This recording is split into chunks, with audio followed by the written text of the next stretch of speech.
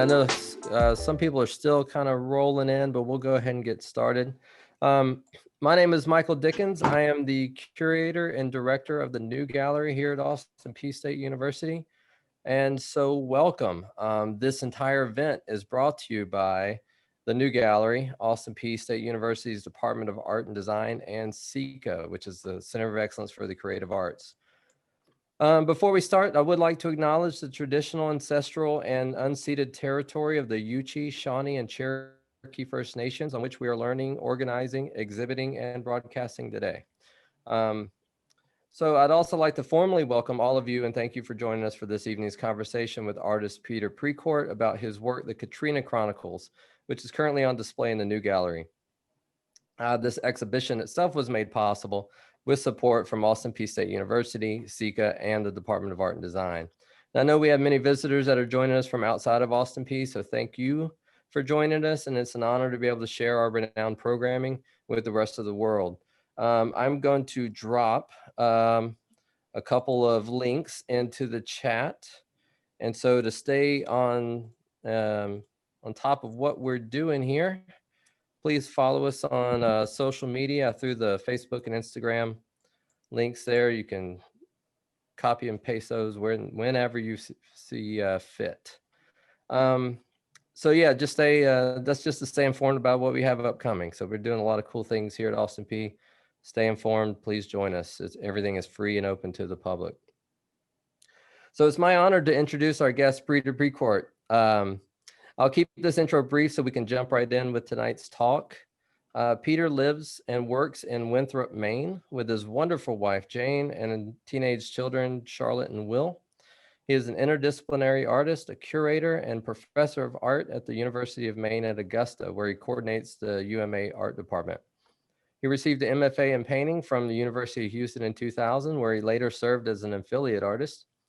In 2005 through 2006, he served as the head of the painting department at William Carey University in Gulfport, Mississippi. In 2007, he conducted a 4-part lecture series at the Contemporary Arts Museum in Houston concerning art since 1960. His studio-based hybrid painting, drawing, graphic story memoir, The Katrina Chronicles, recalls the events of his family's time in coastal Mississippi before, during, and after Hurricane Katrina, which is why we're here tonight to talk about the Katrina Chronicles.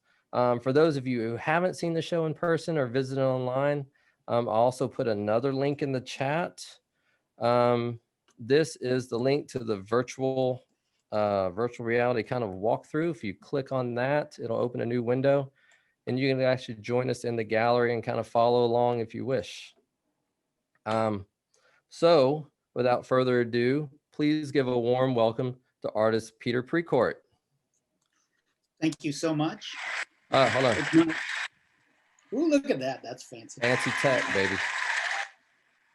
All right. There you go, sir. And it's my pleasure to be here. Actually, I'm here in my house right now, but I wish I could be there on one hand because it's always a little unusual on these talks not to see the crowd and to see the faces and the responses to the work. But on the other hand, there's folks all over the country outside of Austin Peay that get to see it, so that's pretty remarkable.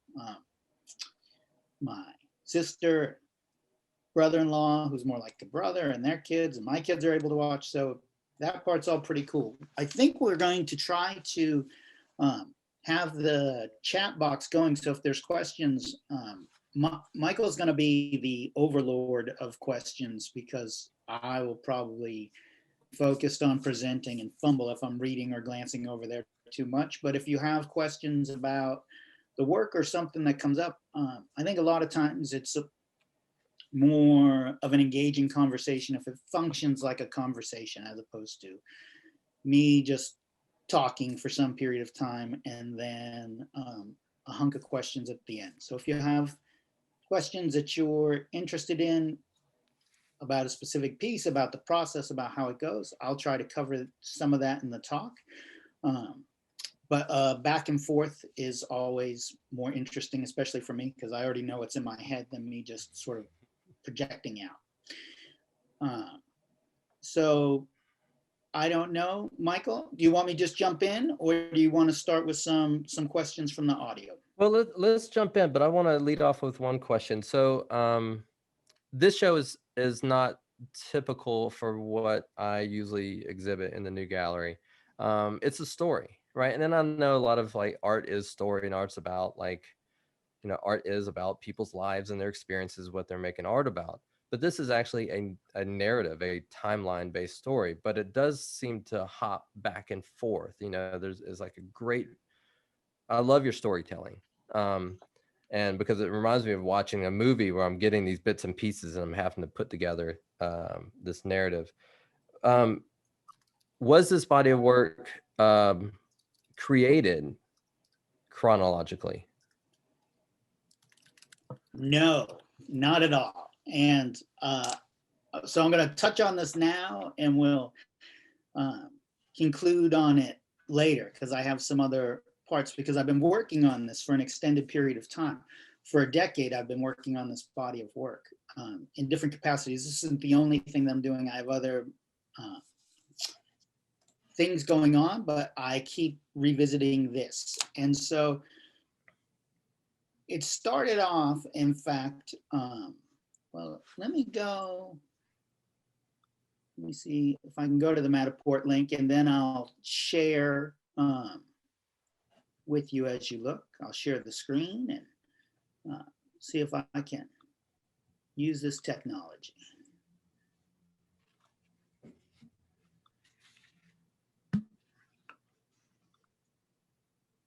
All right, are we on the virtual exhibition, Michael? Is that what you're saying? Yeah, I'm Perfect. seeing it.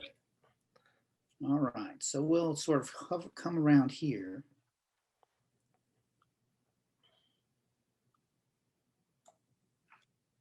We're near Spider-Man. That's a good place to be. So if we look around the exhibition, the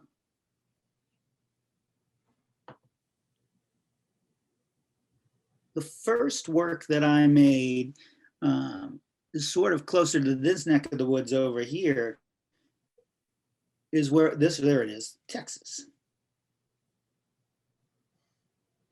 And when I hover over with the dot, do you see the dot on the state of Texas? Yep. Okay. So this was the first person, the first work that I made outside of the cover. And I started to progress forward. And then I think he's in the audience somewhere, but a conversation with a artist and dear friend, best man at my wedding, Pato Hebert. He's like, well, I think you're going to have to talk about Katrina and its relationship to New Orleans in some way. You're not just going to be able to drop into Mississippi, because that's not really our understanding. And so I started to push backwards. And then I probably made this one fairly quickly. And then came over here. But another thing that happens as I make them is, you mentioned filmmaking, and it is a little bit like being, dropped into a Tarantino film, Pulp Fiction, where you're not quite sure when this is happening or where this is happening or how it will come together. But a lot of times I'll make a few pieces, and then I'll have other people read them or engage with them, and it'll occur to me that, maybe I'm being redundant. And so I'll take a piece out, but now I have to adjust the work so that it flows, because I work on them thinking about 2-page spreads, or sometimes I'm like, that's too big a leap. I need to fill in some blanks. And so there's always some give and take. And then, so that's just sort of in the editing process. But then there's also been the sort of block that I've had that I've been avoiding, and I've been moving around it. In that, as we move through the Katrina Chronicles, you're just getting a glimpse of my wife, Jane, her mother, whose name is Jane as well. And you're getting a sense that things might be a little bit amiss. And what you don't know in the story is that she is suffering from stroke-induced dementia. And so soon she's going to be saying things that are really hard to read. And I've talked with my wife, Jane, about this, but still I felt this discomfort, because she's this amazing woman. She was this amazing woman, she's passed. But when you encounter her in the story, you're going to think that she's not a good person at all. You're like, why is she being so cruel to her daughter? And, the limits of this exhibition is, unless I'm in this massive space, like unless it's in the Guggenheim or something like that, you're always going to get fragments. You're always going to get a set of chapters, a set of the Chronicles. And so there's a very good chance you're going to just see a glimpse of her as less than she is. I know if I suffer from dementia late in my life, I would hate for people to think that's all that I was, or, I want them to think almost that wasn't me. And so I've been doing some pieces ahead of that and around that, sort of grappling with that subject, but I feel like I'm just going to make them and then deal with that exhibition difficulty disclaimer next time I exhibit that next chunk of 5, 6, 7. Right. Because this is volume 1 through 4 that's in the gallery, right? Yes. Is 5 is go ahead. Go ahead. Is 5 complete, or are you working on it? Is 6 complete? Yes. No. I've got parts of 5 and parts of 6, and they're not complete. So back to your thing, I know where the story's going, but then there's times I'm just not sure how to represent that yet. So I used to wait longer, and then I didn't get enough work done. So I'll just jump and figure it out and go sort of back to front. All right. So the different volumes, volume 1 through 4 that we have in the new gallery, it doesn't, when I read it, I mean, except for one example of volume 3, which is kind of a tangent, it just seems like one continuous time. Why are they split up the way they are? I mean, I guess they do happen in separate times, but it's still a linear fashion. It's almost like a chapter, but there's so much happening within one chapter. Why not split it even further? Or why are they grouped the way they are? So I do think of them very much. I think of each volume as a chapter, and functionally a chapter is about how many you can hang in a lot of spaces. Like you have this fabulous space that I'm so grateful to be showing in, but 1 or 2 volumes is about the space that it takes up, especially if you don't have the height on the walls to hang them 4, if you have to hang them 2, 2 of them paired up are 4 feet across. So once you get 20 pairs, you're just eating up a ton of real estate. So some of it is like that. Some of it comes from a different topic for maybe later in the conversation, this idea of if, how, when they might be published, and then what would that look like, and how could they go out. And often in graphic stories, you can publish right around 60 to 80 pages. So that's another reason to sort of have them in these chunks. And then for the most part, each of them has sort of a chapter ending or a conclusion or a cliffhanger or a moment before you get to the next place. Right. So part of it is that division, and then to me they feel a fair bit like almost like a comic book, that you get this chunk of time and understanding and some degree of problem and resolution, and yet there's still more to do. Right. So you mentioned graphic novel, and you just mentioned comic book. So my next question, I want to talk about the formality of it, right? What form it takes and why. I mean, here you are as a with an MFA, right, in fine art, and sometimes we maybe not view comic books as fine art. So you're merging those 2 genres, right? I mean, not that fine art is a genre, but what I'm getting at is that they're not displayed in frames, right? They're loosely displayed. They're loosely created. Not a lot of times, the formality is not necessarily about the craft, but about the story. Though the craft is in there, it's just not the primary function of the formality. Why? So Blake, easy question. Why do they look the way they do? It's a Well, big, long way to get to that one question. So this will get a long answer, and we'll actually jump into part of my, I put together a PowerPoint and we'll jump into part of that, and you can say, okay, that's, we're going to move to a different spot. But I think there's a few things, especially, I always, when I'm speaking at a university, try to be mindful of when I was a university student and a visiting artist would come in and the sort of questions that they might have, and try to show work when I was a student. Unfortunately, I don't have work from, most of your students are undergrad, so I don't have my undergraduate work. Most of those slides washed away, as is part of the story, but I'm gonna sort of pause for a minute and do a little screen sharing stuff and try the advanced technique that you just showed, and we'll see if we can answer that question. Sounds great. And while he's doing that, if anyone, like we mentioned before, as Peter's going along, if you have a question, type it in the chat and we'll see if we can't, we'll interrupt Peter as nicely as we can to ask that question. Oh, we can always interrupt for questions. Yeah. That's a good way to go.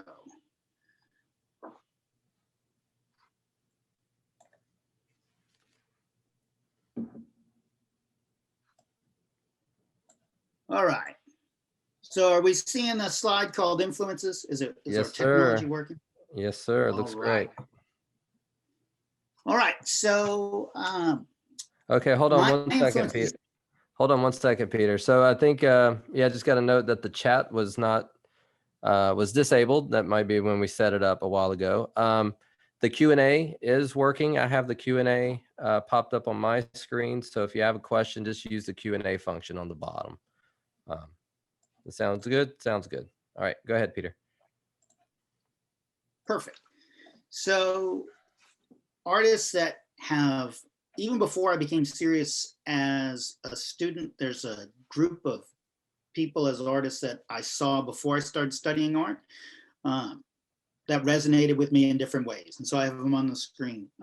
Philip Guston, who, with all that's going on in our country and racial divisions and hate and self-checking, is sort of having a renewed 2020, 2021 renaissance. An amazing painter who started as a realist, sort of learned from the muralist group, and then became an abstractionist, and then started making these incredible cartoons of Richard Nixon and started portraying himself as a Klansman and Klansman rolling around town and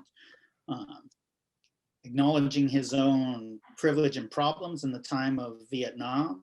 He talked about one time, you know, why stop being an abstract painter, and he felt like, you know, with all the things going on in the world, with Watergate, with Vietnam, with so many people being assassinated, I don't really feel like I can be in my studio deciding whether I should make this a little more pink or a little more blue.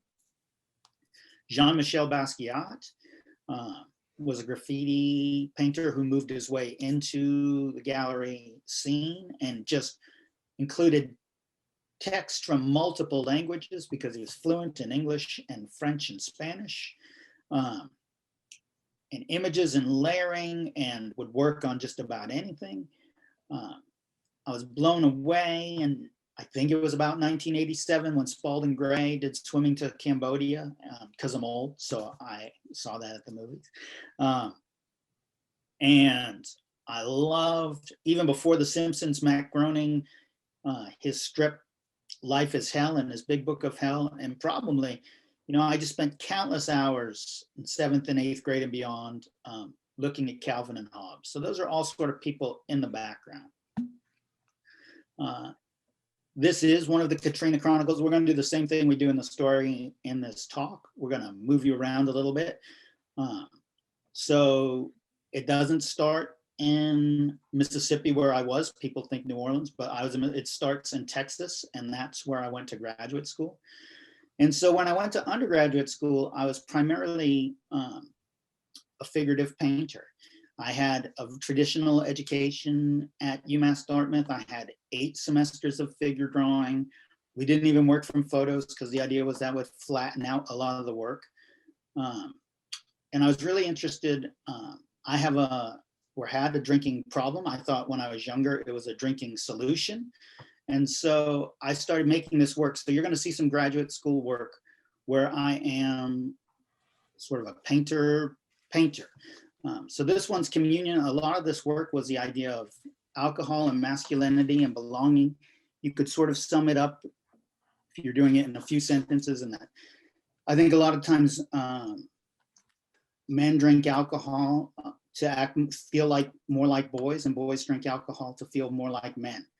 And so I had these homes that turned into bottles, and then there'd be these wagons. I could never remember when I stopped drinking because AA didn't really work for me. Worked for plenty of people, but it didn't work for me. Whether I was on the wagon or off the wagon, so wagons are just appearing anywhere. And I was raised Catholic. I'm a failed Catholic, but I remember sometimes I could share my dad's beer, and that was more of a communion and a sense of belonging than anything that I experienced in church. This in real life is about 4 by 6 feet. So I had a great mentor, Daniel Ludwig, who said to me one time, Pete, you paint pretty well when you care what you're painting, but you have a lot of dead space that you don't care about. So you have to either fill your paintings with stuff that you like, or you have to care more about the background. And at first I just started filling my paintings up with stuff that I was interested in. So here's these bottles and these legs. And right now, the characters look sort of like Mr. Bill used to, or Lego Men. Again, it's about 4 by 6 feet. And so there's these landscape paintings, and there's these tubes that are sort of like intestines, and they're sort of like a urethra, and they're sort of like a rope. And there's bottles that are broken, and they're both, and then there's the crown shapes that appear, and that's a reference to Basquiat, but it's also a reference to this sort of idea that, you know, there was a time that to be king, all you had to do was take the crown from the current king, usually with his head attached, and then you were king. And so I was interested not just in alcohol culture, but the behavior that alcohol allowed. I was able to see, you know, when I was a boy, when the men stood with beer bottles, they could spit more and swear more and be more rude, and it was okay. And even now, you know, Michael, if you were drinking a lot and you swung at me, then, you know, we'd say you're an angry drunk and you should cut back, but it would be a different thing. But if you just swung at me without drinking, then suddenly, you know, there's arrests and it's really questionable. And so this crown broken bottle motif starts to come up a lot, and this idea of transformation. And then they moved, if we go back, you know, where they look sort of like Lego men. Then as we move forward, they go into, they're just straight up penis men running amok. And it's just sort of mayhem. And there, you know, again, there's this sort of father and son, and the father, he sort of has this peg leg, and it's sort of a prosthetic penis, and he's got an eye patch, and the son doesn't quite know how to wear it all together, but he's happy to be partying with his dad. And then it was this time when I started teaching, and teaching was the strangest thing to me, because all of a sudden people just started listening to me just because I said something. Usually people would be very skeptical of lots of things that I would say. But now suddenly in front of a classroom with this platform of authority, it was really disarming that all of a sudden I would just say something, people would often assume it was true. And so again, these are all graduate school. This one, it was funny. This one was in a show, and a wedding reception had rented this space. And so the bride, I guess, was changing right in front of this into her wedding dress. And she was like, look at that happy little Gumdrop Man. And I was like, okay, well, there he is. Enjoy your wedding night. So it was about this time that I met my wife, Jane, who here is referenced as the Hottie. And so another thing that I started doing, those paintings were all large, so I started working on paper and started doing prints and monoprints to work more quickly. And so now that they were less narrative, but they had this sort of assembly of signs and signifiers from my other work, but I could work more quickly, have more layers, have things left to the imagination.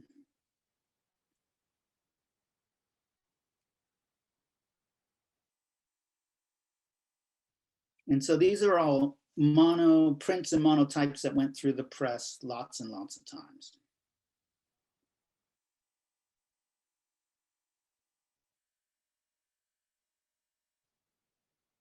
And yet there is a sense of family and the storytelling, and parrots start appearing in the work a lot, because I felt like a lot of times I hadn't really figured out who I was or what I wanted to be.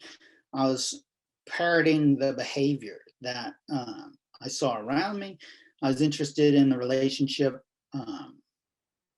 between masculinity and sports culture as well.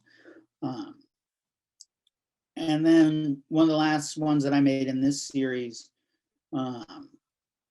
it's not a great image, because this photo was actually taken after Katrina, where it had been damaged.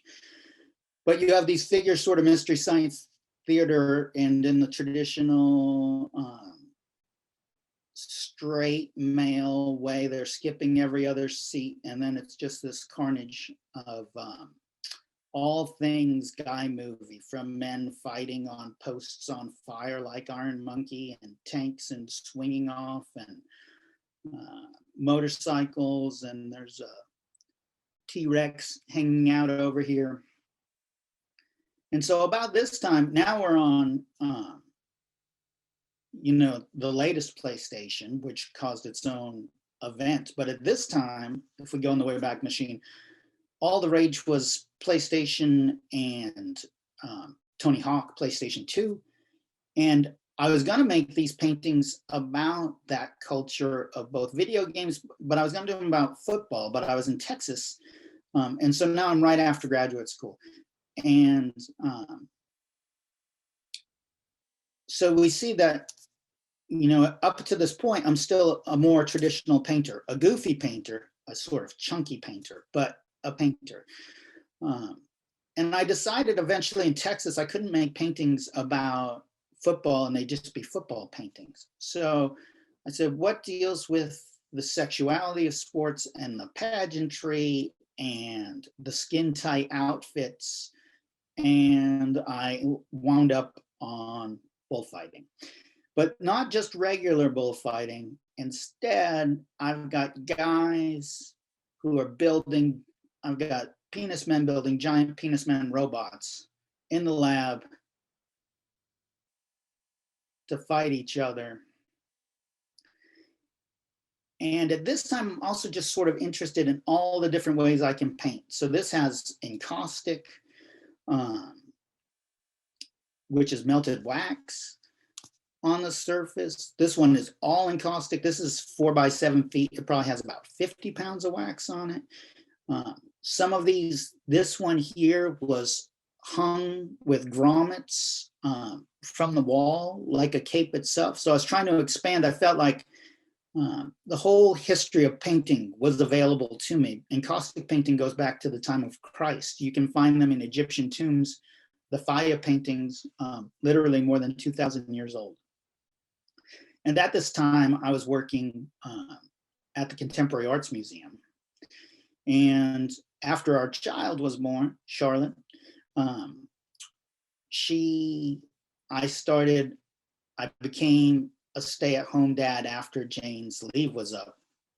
But one of the curators at the museum was really not big on showing painting. She thought painting was sort of dead. And during Wednesday staff meetings, she would shorthand postmodernism into Pomo, which I was sort of angry about because it was limiting the amount of paintings in here. And I thought it just sort of sounded like an angry clown. So I have Pomo, the postmodern clown. Here he's calculating the value of contemporary painting. And I always thought when I was about 8 years old, I was really badass when I would write low-grade profanity upside down on the calculator. And then, so I had this boy Rex Jr. So he's in this dinosaur costume because he's a little bit of a dinosaur, and he's doing battle with Pomo the clown. But when I hung them fractured. So they're sort of like panels, and then the wall is sort of like the page. But I spent as much time watching The Simpsons as I did, looking at art books. And so I had to negotiate that. And then my daughter's born. And then it's amazing when a child's born and they're seeing things and you realize they are seeing things for the first time. And so now there's all these toys. And so kids' toys start popping up in my paintings. And then additionally, at this time, I was asked to teach because someone was on sabbatical. 2 people at the University of Houston were on sabbatical, and I was, I'm going to stop sharing for a second. I was asked to teach art history. And if you look in Gardner textbook, like the Renaissance is like that big. And the Northern Renaissance is probably that big. And then the history of Asian art is like this big. And all of a sudden I'm teaching it and I'm like, oh my goodness, well, I've got to start. I got to learn a lot more about that because that is not okay. And I really started to look at Sumi ink and Sumi work there. So I'll pause for a second before I jump back, because then some things are going to start to come together about how they look, why they look. But I think even some of the background helps show the sort of path to get there. But is there anything on Q&A, Michael, or anything that you want me to follow up with? Yeah, I'm curious when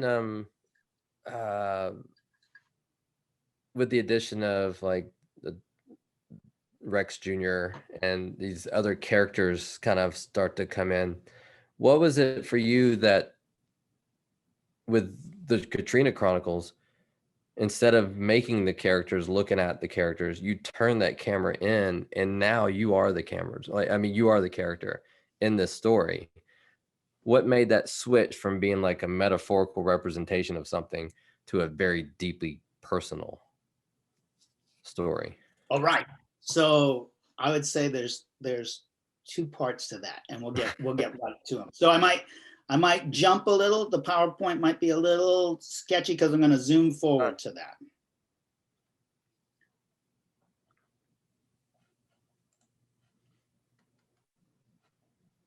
Yeah, and there is a couple other questions that pop up in Q&A, but while you're doing that, I'll take a look at those. And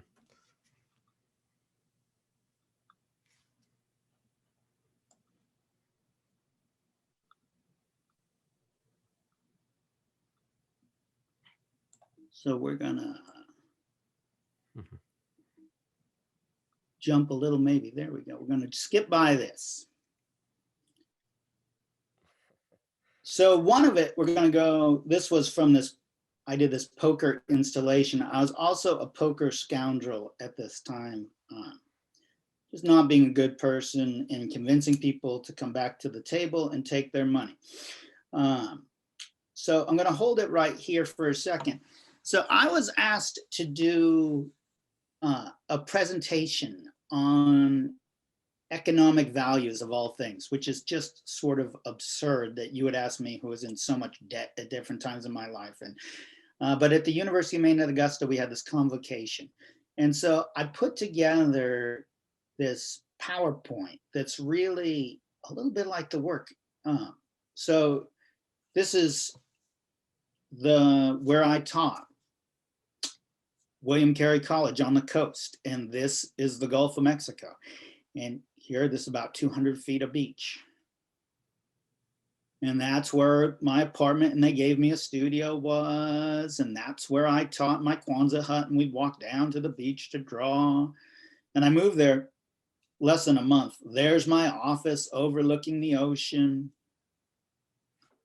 And then here we are. Here comes August 29th. And the storm rolls through. And my office is gone. And the apartment is uninhabitable. And then I'm told I have to rip out drywall and spray bleach and hang new drywall. And, you know, there's barbed wire all around the campus, and there's guards stationed at checkpoints to get in. And that's, if I don't do that, I don't have a job. If they're like, I'm like, what do you mean? I don't do that. I'm a dumb painter. I'm not in construction. They're like, well, if you don't have a studio, you don't have students. If you don't have students, you don't have a job. It was a private school, so they could say things like that. And so part of it was that. And then I'm going to jump a little bit. We can go back to that if we need to. Oh, you got to see this though. So after Katrina, literally, there's this giant satellite dish in Colonel Sanders' head. You're just driving by. And so part of another, actually, we'll go back and we'll look at a couple of these. So these photos are 6 months after Katrina. They're not like right after Katrina. They're 6 months. And these photos are from the town you were in, right, at the college? Then go for it, yeah. Right where I taught, right around my campus. And so, well, just so before the earlier work that you showed, how much of that did you lose? Like 85%.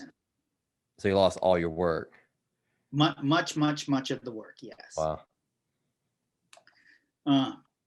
And so when you look at these places, right, everything that was in them is everywhere. And so just think about that for a minute, that like this whole house is moved, and the plumbing, like every nail in the garage, every piece of drywall, every can of paint in the garage, everything is everywhere.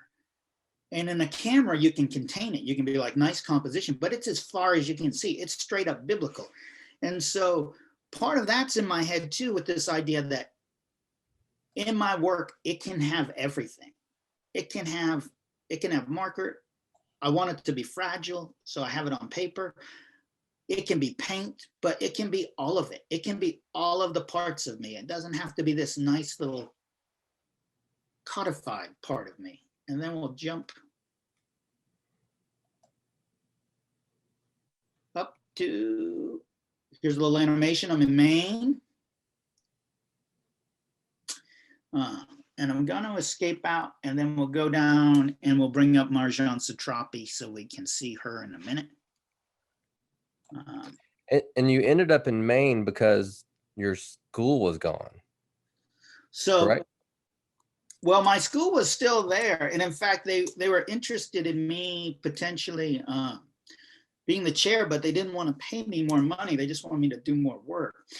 And we had a difficult relationship, the school and I. And so I wound up, basically, I was going to take almost any job. And the University of Maine at Augusta, we're an underfunded school. So they're like, well, you don't have a lot of support. And I said, well, I'm running 500 feet of hose to bring water into a studio, and I'm talking to you in a condemned building, and they might fire me if they see me talking to you. So I think I can handle whatever you got. And, you know, I'll be honest, some of it was probably that they felt really just badly for me. You know, at that time, Katrina, like now there's been so many storms, but at this point, Katrina was like it was both a nation's disgrace, but it was like our tsunami of the time. It was one of the first, we hadn't caught on to the whole climate change situation, and stuff was just going to happen all the time. And so I'm sure that they felt sort of bad about it. And then, so now let's see, I've got us here. Yeah.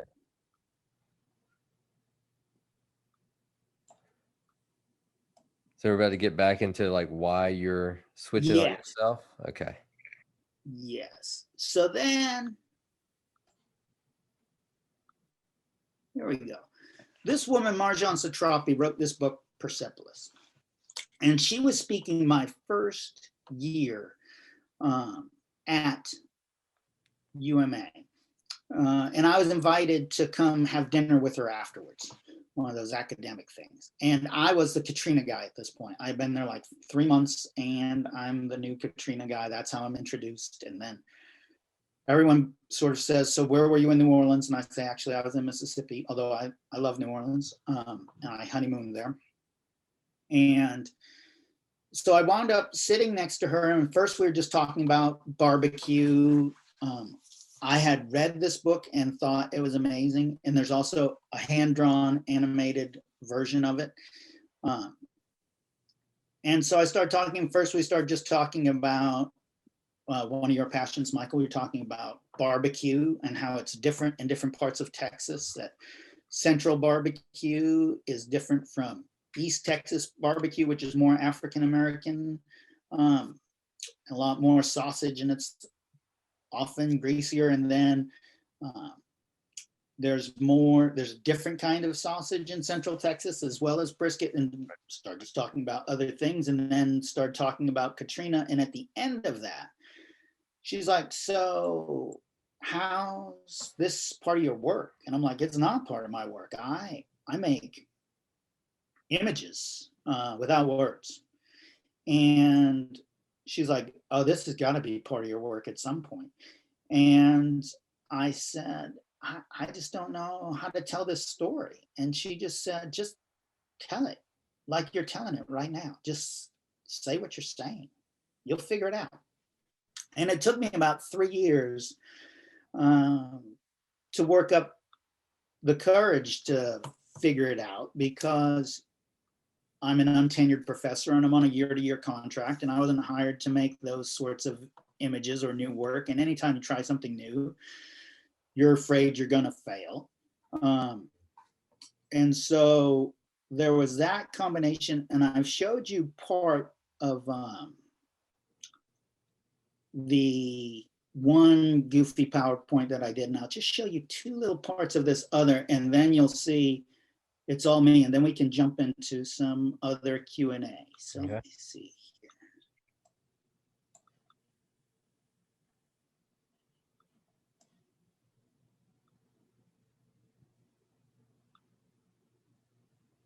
So I was asked to talk about economic values, and I said, well, you know, one person for sure who would really be freaked out about me talking is my wife's father, Henry. We'll call him Hank.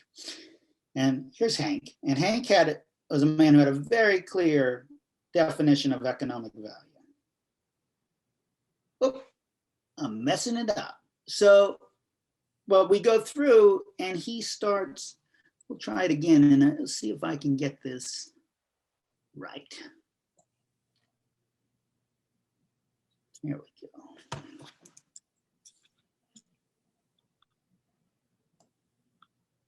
We'll just share the whole thing.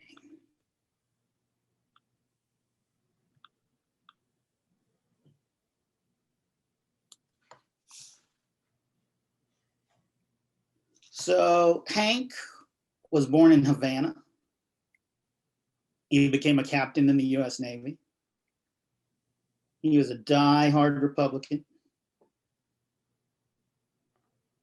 He used to do a lot of target practice. He was less than thrilled that his wife was going to marry me, Democrat, Yankee, earrings, shaved head. And he used to brag that in the 70s, he was the most hated man in America because he set gas prices. And so then I said, and Hank would be just spinning in his grave because he had passed at this point. And he'd spin some more if he knew that I was talking to you about all of this. And so I did that actually before I started making the Katrina Chronicles. And it was so weird, you know, because it's so low tech. It's such a crummy, goofy PowerPoint. And Peter, there's this real divide. There were so many faculty members who were like, oh, you're so astute with PowerPoint. How do you do that? And I'm like, it's just terrible. That's funny that you think that. But then I was like, yeah, I'm totally comfortable. I'm comfortable talking about myself. I'm comfortable talking about my shortcomings. And then I was comfortable putting myself in that space where I'm sort of the butt of the joke. And so those things that combined, where I've felt like, okay, I'm ready to put myself into this. Training wheels off.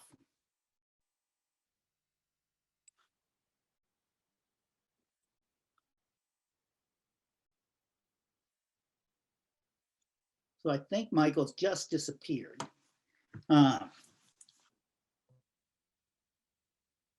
So I'm gonna go to, so there's all sorts of questions, but I'm gonna go to Don. Dickens says, I'm curious if you continue the series with 5 and 6, have you thought that you need to add or alter any parts of 1 through 4 because you see things differently as you've gotten older, or remembered things differently, or want to tell more of the story to help you explain something with the newer work? It's all up for grabs when you go forward. I'm always going forward and backwards, Don. And so, yes, that as I make new things, some of the work in the show could easily drop out. And as I make it, and then there's parts in here that need to expand to get to the place that I'm going to go. I think I need to lay the groundwork about some things going on with Jane's mom more. So that's one. One is from someone in my family. It says it's from me, but it's not me. How do you see or not see Katrina Chronicles differently in our COVID world? And so the work itself, I don't know that I see it a lot differently. But I think that in terms of the experience, this experience we're having right now, the experience of seeing people at the opening, like I was absolutely floored the first time I saw people look at the show. I had no idea what people would do, because when I made those other paintings, you know, I will do for the people at home a recreation of what would happen when, you know, the wealthy art collectors club in Houston would do a studio visit to the graduate students. So you're in my studio. They'd walk in, I'll take my glasses off to be a different person. They'd look at the work, they make the squinty face, and they just sort of walk on.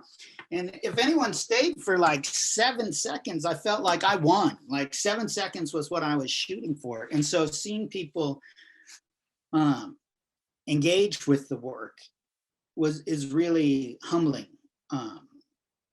And so sort of that piece, or the conversations around the work, are a lot different. But then, you know, there's a question here from Courtney Adams, who is a fabulous artist, a student at the University of Houston that I worked with. And so he wouldn't get to come to my talk unless he was in Clarksville. So it's pretty awesome. So yeah, I saw that question earlier. I was going to mention that, but I just got kicked out, so I lost all the questions.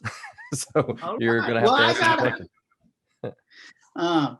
So thank you so much for your kind words, Courtney. Do the mediums you choose correlate with the narratives you express and facilitate emotional response you help to get from your audience? So there's a few things. Part of it is I lost all of my supplies when in Katrina.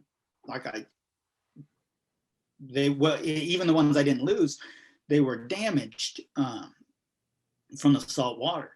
And so part of it was I had to rebuild a studio, and part of it was I had to rebuild a studio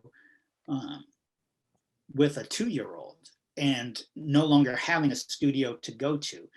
And so I needed things that would be less toxic. You know, most art supplies, if you eat them, aren't the best. My son did have a fondness for clay as a young artist when he was about 3 at the nursery school, and he's fine, but most things you shouldn't eat. But I do feel like what happens now is the work being with marker, but there is acrylic paint, and there is at times there's wax, and there is collage. I think both the way it's told and the materials used, it feels more accessible. I think it feels like, oh, that's stuff that I have. And then them being pages almost ripped from a book make them feel, I mean, that's very intentional. And then some of it is just like how it looks. So some of the large scale ink drawings are made on photo filter screen, like that you shoot when you're shooting portraits of people and you want to diffuse the light.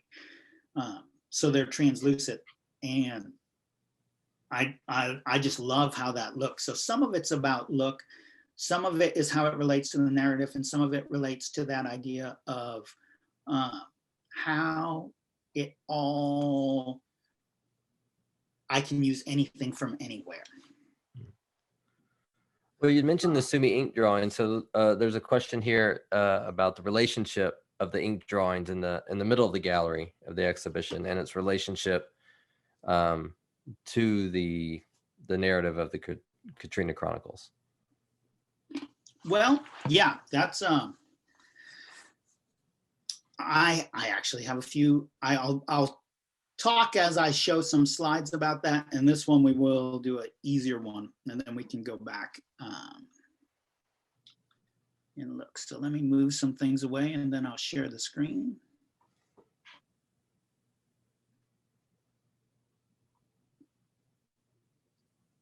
I mean, because I know as far as the curatorial standpoint, when I was designing the exhibition, hanging them in the middle on purpose, because I have my ideas about that relationship, but I want to hear yours in the creation of them, because it is such a departure from the storyline.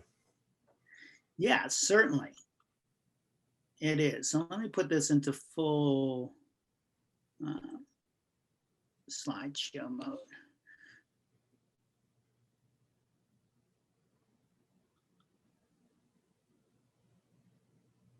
It's jamming up on me for a minute, so I'm going to stop the share and then we'll go back and try it again.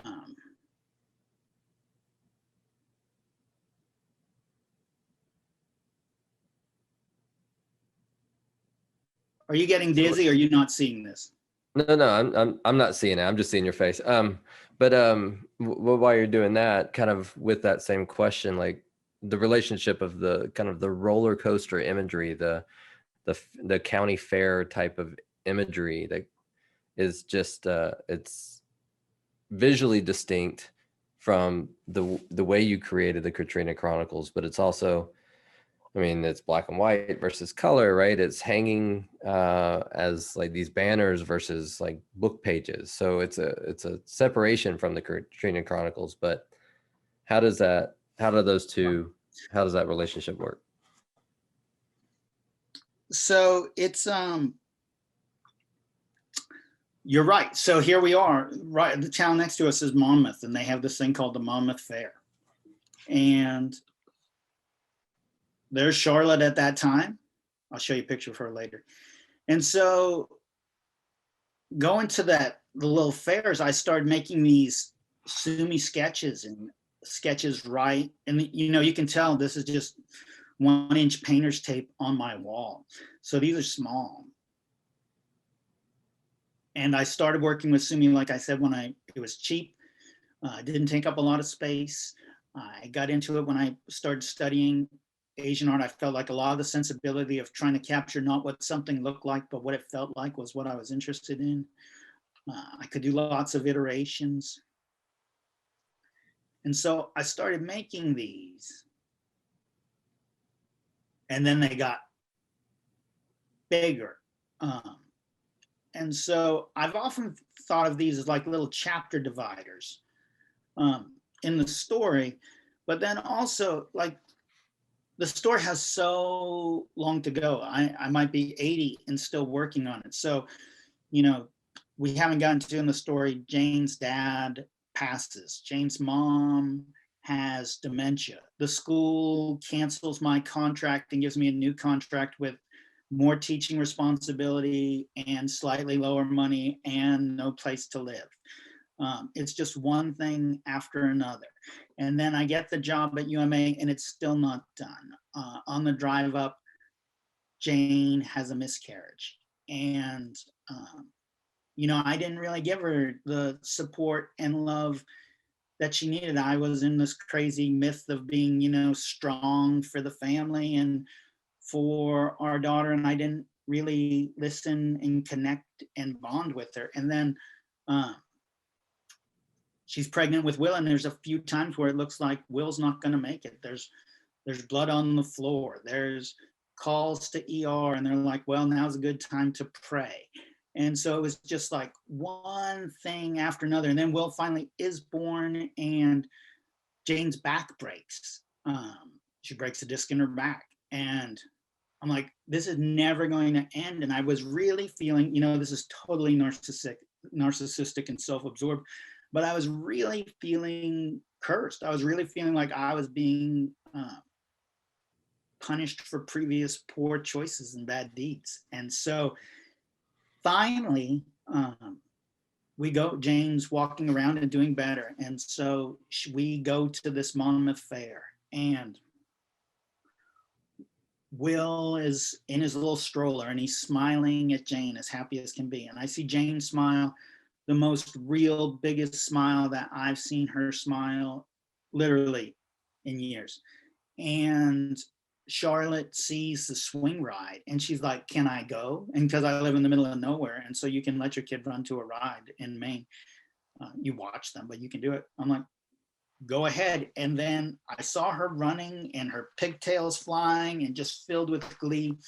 And I saw Jane and Will smiling at each other. And for the first time since before the storm, I felt like things are going to be all right. And so that will be the last panel in the Katrina Chronicles.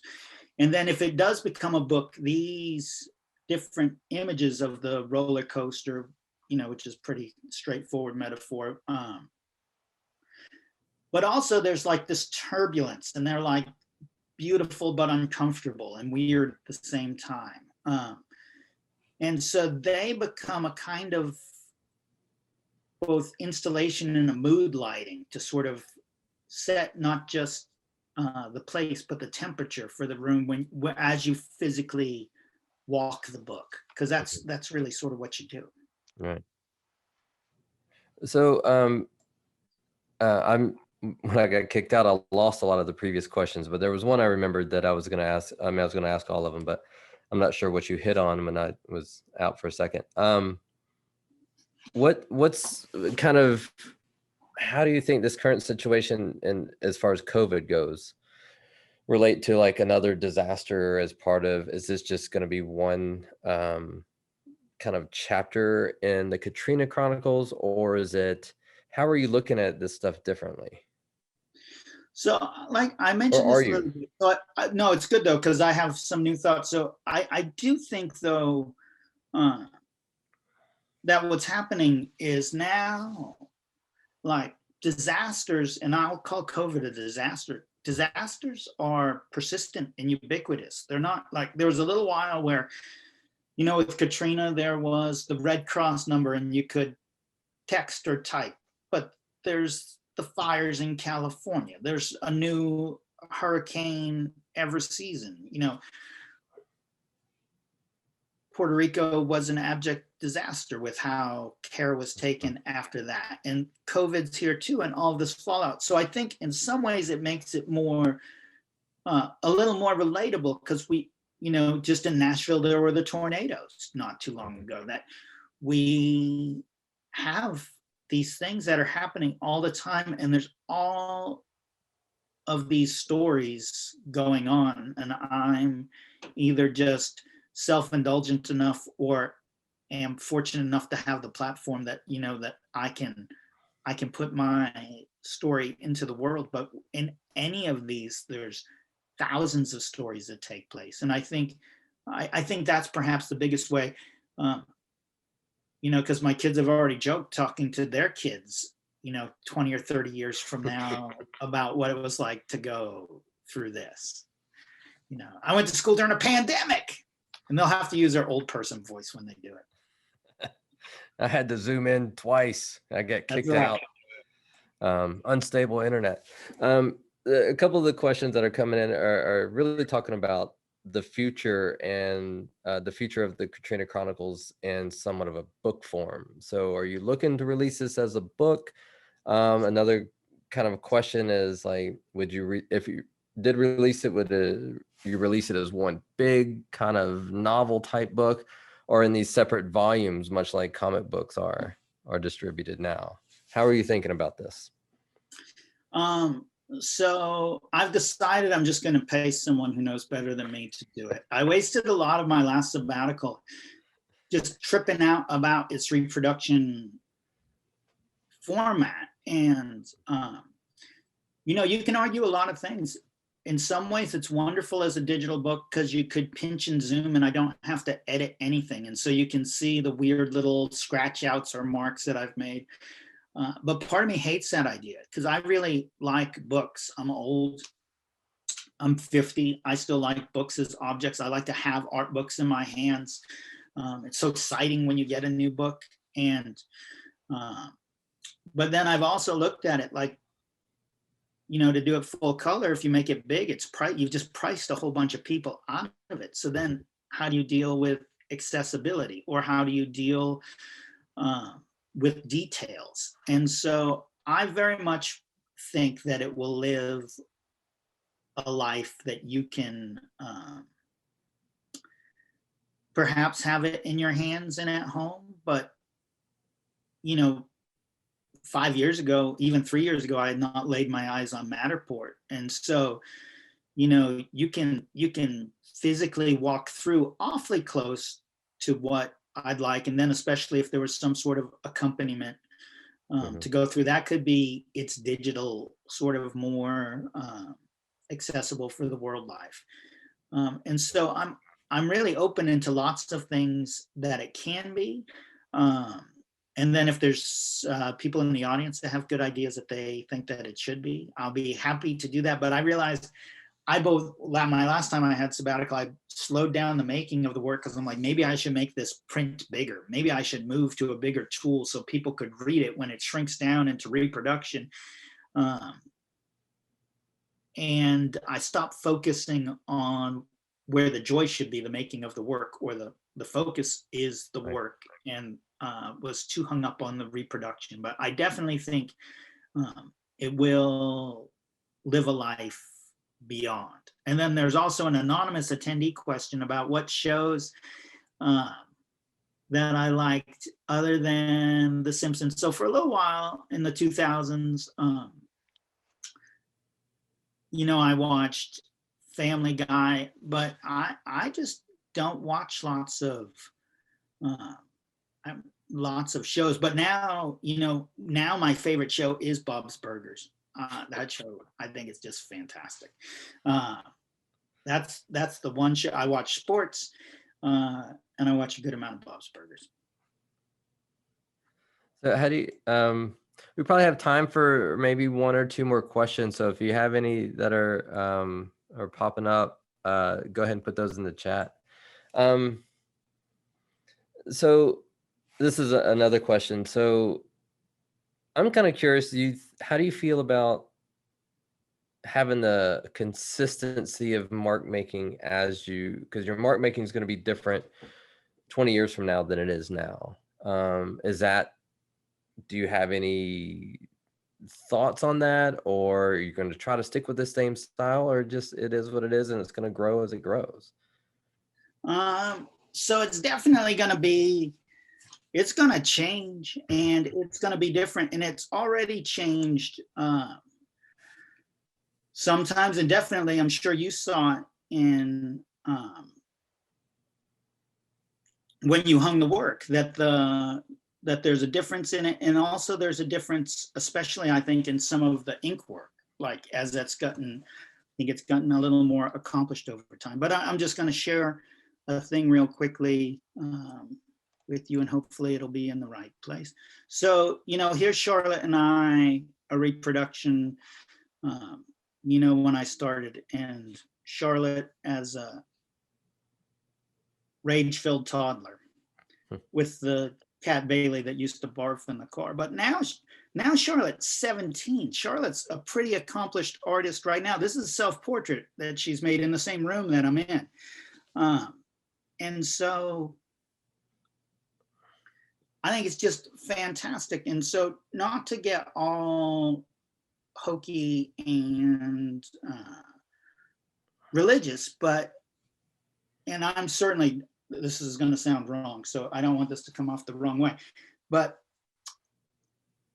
when I went to a Catholic high school and I had to wear a shirt and tie every day, and in my sophomore year, I remember this, we learned about the evangelists, the gospel writers, and they wrote at different times. And so the gospels, especially the first gospel that was written, although there are 3 that are similar, Mark was the first one, and Matthew and Luke, and they're all written close to the same time, around 70 AD, but they're more matter of fact.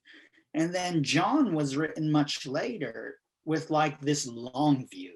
And so I feel like now the story, when I wrote the story at first, I was mad. There was heat in it. I was still angry with the university and how I felt like they had wronged us. I was still frustrated with people I had to deal with. And now I have a lot more gratitude. Now I realize that I do have an abundance of blessings. And so there, it will be different.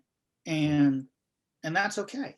Because it's a long story in the telling. And so it's different than a lot of things. And I'm sure there's going to be people that are like, oh, he was really grooving around chapter 3 or chapter 6, or then he, you know, and then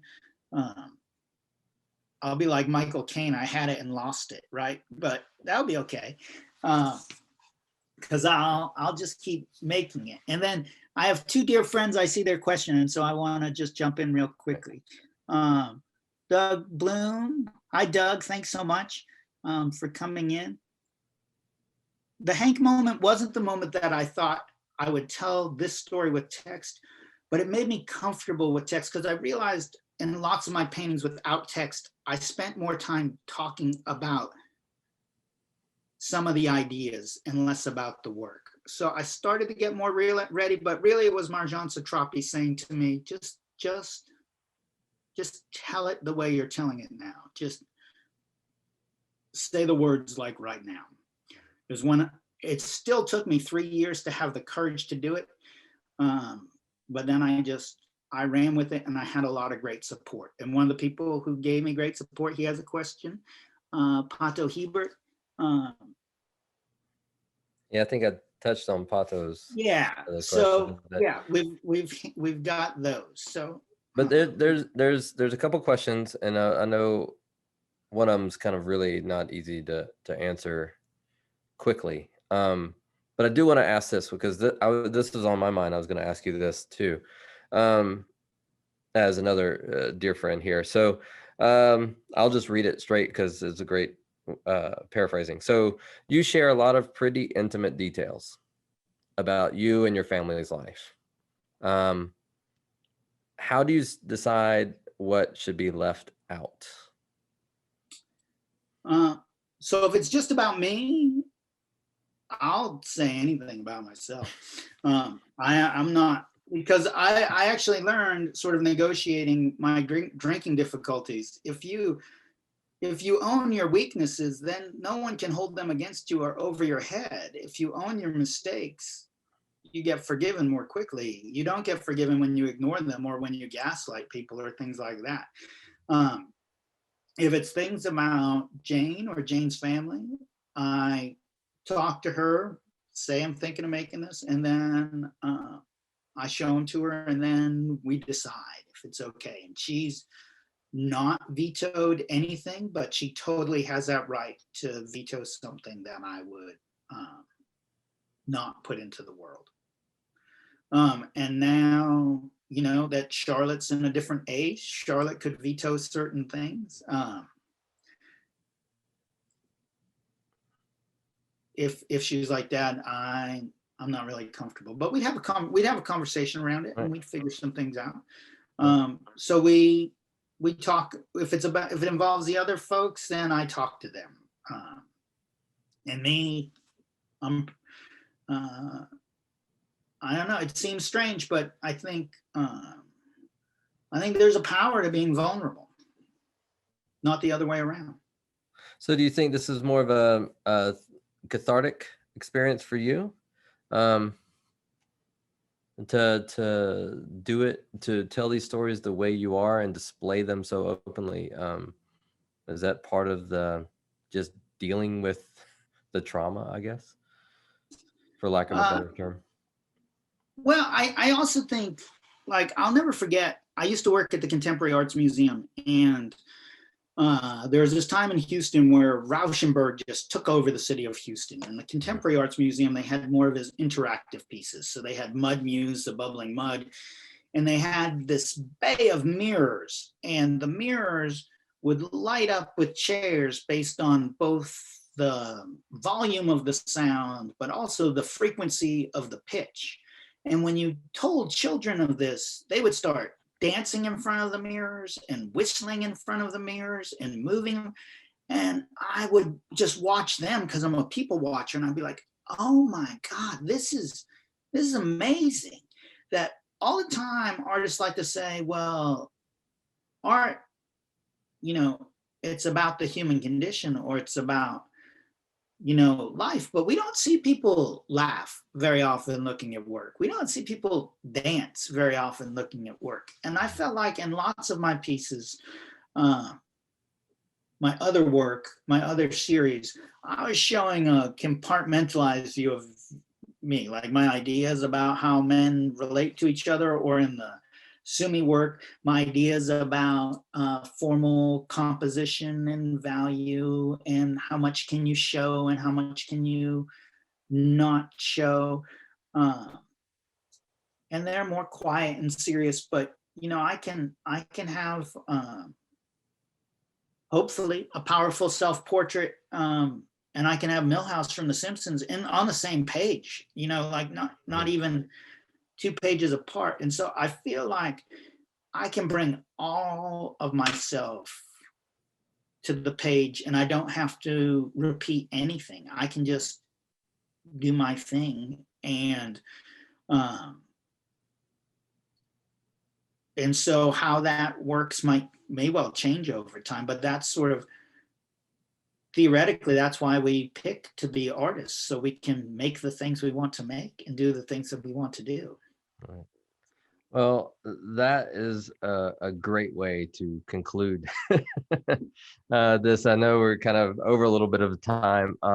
This will be recorded, so if anyone thinks of any questions that they didn't get asked or that hit them later, feel free to email me, and then I can forward that on to Peter, and we'll see about getting you some answers and reaching back out. So don't be shy to ask questions. So again, if you haven't had a chance, when you go through Matterport, on the wall there's a gallery guide. There's an excellent essay about the Katrina Chronicles for this exhibition, written by Veronica Cavas, who is actually based in New Orleans. So she's kind of approaching this as someone who lives post-Katrina New Orleans and that region, and talks about this work in a very beautiful way. It's an excellent essay. You can actually download the PDF and read it as you're kind of walking through the virtual exhibition. So thank you so much, Peter, for sharing your work here. Thanks to Sika and Austin P. and Department of Art and Design that makes all this possible. Thank you all for joining us this evening.